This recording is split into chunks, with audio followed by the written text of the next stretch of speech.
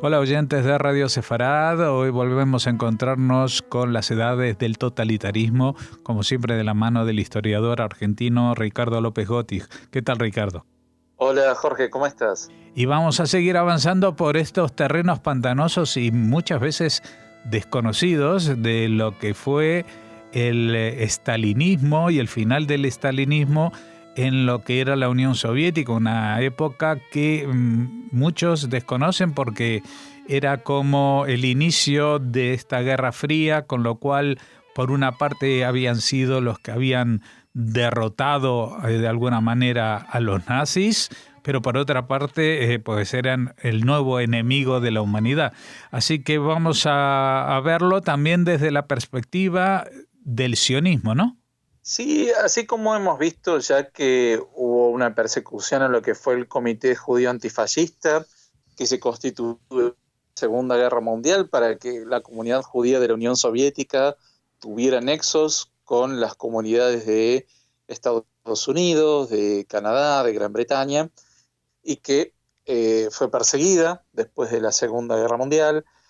Y así como vimos cómo es que empieza una ofensiva contra la élite intelectual judía ya a fines de los años 40, ahora vamos a ver cómo es que intervienen los organismos de seguridad en el bosquejo de una gran purga antisemita, o llámese antisionista, como le decían en la época, y cómo es que esto empieza a escalar no solo en la Unión Soviética, sino después también en Europa Oriental, en todo lo que era el bloque aliado a la Unión Soviética. En 1949 es una fecha clave porque va a haber una escalada ya a nivel masivo de esta ofensiva antisemita, y aquí hay que aclarar que, una vez más, no se hablaba de judíos, sino de cosmopolitas o sionistas. Y acaba de entrar a jugar el organismo de seguridad que era el Ministerio de Seguridad del Estado, la MGB. Y había una división especial para lo que se llamaban los casos especiales, que se llamaba la Quinta Dirección, que a su vez esa Quinta Dirección tenía lo que se llamaba el Sexto Departamento, que era específicamente para los asuntos relacionados con el sionismo. Tengamos en cuenta que para la visión marxista-leninista de la Unión Soviética y sobre todo para la etapa estalinista, el sionismo era visto como un tipo de nacionalismo burgués, por lo cual toda manifestación a favor del Estado de Israel, ya sea una simple declaración o una demostración de apoyo o demás, era vista como un apego al nacionalismo burgués, al nacionalismo sionista, y a su vez de ser un agente de los Estados Unidos. En marzo de 1949 comienza esta ofensiva y empieza una purga en un diario fundamental para la Unión Soviética, como en el diario Pravda.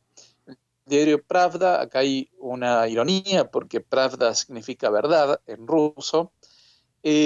Comienza a haber una purga de lo que llamaban los elementos cosmopolitas que a través de las páginas de Pravda supuestamente dejaban mensajes a favor del sionismo y a favor del imperialismo de los Estados Unidos.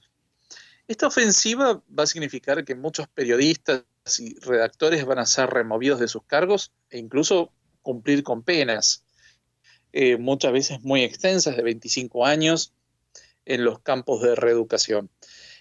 También va a haber otros medios, por ejemplo, Komsomol Pravda, que era el medio de la juventud del Partido Comunista, el periódico Flota Roja, que era de la Armada Soviética, la publicación periódica que tenía la Fuerza Aérea Soviética, que se llamaba El Halcón de Stalin.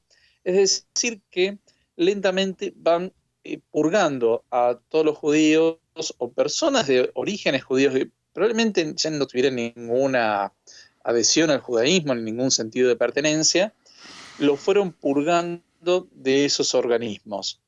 Esto se va a extender hacia las radios, hacia la agencia TASS, y luego sí va a comenzar una purga en el mundo del arte. Acá lo que los distintos organismos, no solo de la seguridad del Estado, sino también de lo que era el Departamento de Agitación y Propaganda, Agitprop, lo que observaban es que en general en el mundo del teatro, así como en el mundo del cine, en el mundo de las artes, había una sobrerepresentación de los judíos con respecto a lo que era su proporción en la sociedad soviética. Acá hay que tener en cuenta que eh, había claramente había una importante participación de muchos judíos y muchos armenios también en todo lo que era el mundo del arte, de las humanidades, de la música, y lo que buscaban era que hubiera como más representación proporcional de los rusos dentro de esas manifestaciones artísticas. Hay un hecho muy interesante, por ejemplo, el teatro Bolshoi, que es el gran teatro ruso. Ahí se estaba poniendo en escena la obra de Camille Saint-Saëns, Sansón y Dalila. ¿Y cuál es la interpretación que le dio el régimen soviético a esta obra y que de hecho prohibió su puesta en escena? Y es que esta obra transmitía mensajes sionistas y por lo tanto hacía una glorificación de lo que era el Estado de Israel, y por consiguiente había que terminar con esta manifestación nacionalista. Ahora bien, esto no significaba solamente la adhesión al sionismo. Lo que se veía es que estos eran mensajes que llevaban hacia una actitud de sabotaje contra la Unión Soviética, que eran elementos antisoviéticos, antipatrióticos, y que buscaban el retorno a algún tipo de sociedad burguesa. Esta purga se va a extender en 1949, en 1950, a las universidades de Moscú, de Leningrado, las universidades de los países bálticos, y por ejemplo, se va a empezar a estudiar qué habían escrito los distintos profesores de orígenes judíos en esas universidades. Por ejemplo, hay un caso muy interesante del profesor Zvavich, que había escrito un libro sobre el Partido Laborista Británico, desde un punto de vista más bien objetivo, dentro de lo que cabía dentro del marxismo-leninismo, y por ejemplo se le critica que él no hubiera puesto que el Partido Laborista Británico era un mero instrumento del imperialismo de Winston Churchill. Es decir, que siempre se buscaba varios pasos más adelante para acusar a alguien de sionista. Estos profesores, académicos y demás terminaban exiliados dentro de la Unión Soviética, en lo que era en general en Asia Central, en lo que hoy son Kazajstán, Uzbekistán, Turkmenistán, muchas veces desplazados de sus profesiones originales. Y lo que también vamos a ver es que hubo un caso muy resonante en la Unión Soviética en 1948, que fue el caso SIS. El caso SIS se vinculaba a una planta automotriz Stalin. Acá vemos claramente el culto a la personalidad de Stalin. Esta planta automotriz, había muchos obreros de orígenes judíos que trabajaban allí, y ahí también hubo muchos emigrados polacos que durante la Segunda Guerra Mundial fueron a trabajar a esa fábrica. Esta fábrica está en una zona de Asia Central, de la Rusia asiática, por lo tanto estaba lejos del teatro bélico, y lo que había ocurrido es que muchos de estos obreros van a formar digamos, grupos de apoyo, y en este caso, lo que van a encontrar es que este grupo de obreros, en mayo de 1948, había enviado un telegrama saludando la creación del Estado de Israel. Esta era una nota que habían enviado al Comité Judío Antifascista. Esto en 1950 va a intervenir Nikita Khrushchev para investigarlo, y va a determinar la investigación de Nikita Khrushchev que este era un grupo de sabotaje nacionalista judío antisoviético. El principal referente de este grupo va a ser Alexei Filipovich Eidinov, y a él se lo va a torturar inmediatamente en el primer interrogatorio, lo van a golpear con un bastón de goma para sacar su confesión rápidamente. A él y otros 3 referentes de este grupo del caso SIS se los va a condenar a muerte, y este Eidinov va a ser fusilado el 23 de noviembre de 1950.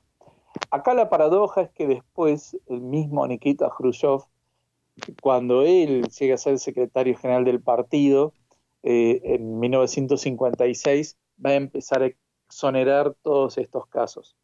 Y otro caso muy interesante, dentro de esta perspectiva de la persecución antisemita de comienzo de los años 50, va a ser el de una sinagoga que había funcionado en forma un poco en secreto durante la Segunda Guerra Mundial en un pueblito llamado Stalinsk. Una vez más vemos el culto a la personalidad de Stalin, en una planta metalúrgica en la zona de Kuznetsk, y cuando se descubre esta sinagoga que había empezado a funcionar de una forma muy precaria, tenía 70 miembros que asistían regularmente, también se lo va a considerar como un grupo sionista que estaba llevando a cabo un sabotaje. Es decir, que acá empezamos a ver que ya no solo era contra la élite intelectual, las posiciones que podían dar alguna opinión relevante sobre la Unión Soviética, sino que ya empieza a ser una persecución mucho más masiva y claramente dirigida hacia los judíos en general dentro de la Unión Soviética. Los únicos que van a quedar muy afuera de esto, que tenían orígenes judíos, eran los miembros más encumbrados del partido. Por ejemplo, Kaganovich, ¿no? Pero en general, en términos generales, vamos a ver que esto va a empezar a cundir de una forma bastante sistemática, sobre todo a partir de estas investigaciones que llevaba el Ministerio de Seguridad del Estado, que en realidad lo que hacía era fabricar estas acusaciones y todo el proceso judicial que llevaba a la ejecución o a la deportación por 25 años en las prisiones del sistema Gulag. Bueno, como en la entrega anterior, a mí me sigue llamando la atención que justamente se utilice como arma arrojadiza la acusación del sionismo, cuando también para estos mismos años del año 48, pues las gestiones del canciller soviético en Naciones Unidas pues estaban bastante a favor de la creación del Estado de Israel. Grómico fue uno de los principales impulsores, y era como si Israel sí tuviera derecho a existir, pero el sionismo, es decir, el fundamento para la existencia de un Estado judío, fuera totalmente rechazable, ¿no? Sí, hay un doble juego en esto, es decir, hay un discurso interno dentro de la Unión Soviética y un discurso hacia afuera completamente distinto.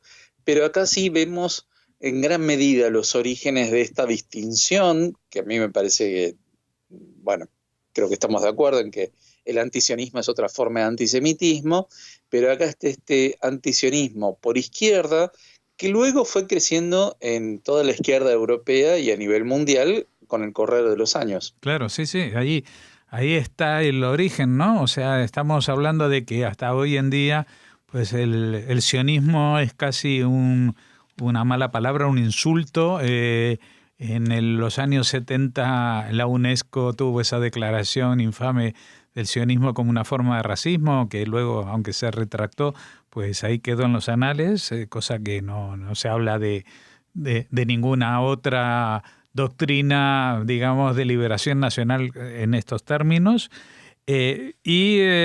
Vemos ya los antecedentes cuando todavía el régimen soviético con Stalin en la cabeza tenían esperanzas de que justamente Israel llegara a integrar por voluntad propia este bloque, ¿no? de más allá del telón de acero junto a los países por las tendencias, digamos, laboristas o socialdemócratas de los partidos que gobernaban en Israel, Ben Gurión, etcétera.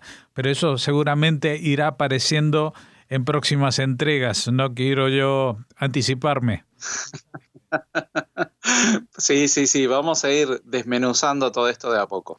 Pues gracias por ilustrarnos, te digo nuevamente, sobre estos episodios tantas veces o desconocidos o eliminados muchas veces de los libros de historia por los intereses que sean, sobre el papel que jugó la Unión Soviética justamente una vez liberada Europa del yugo nazi, ¿no?